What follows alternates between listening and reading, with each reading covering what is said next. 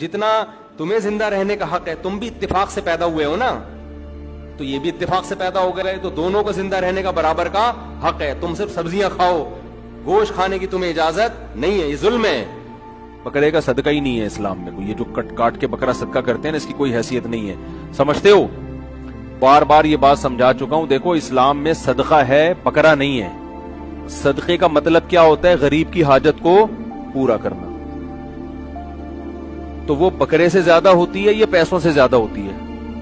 25,000 का बकरा काट के गोश्त खिलाओगे, इससे बेहतर नहीं है 25,000 उस गरीब को दे दो?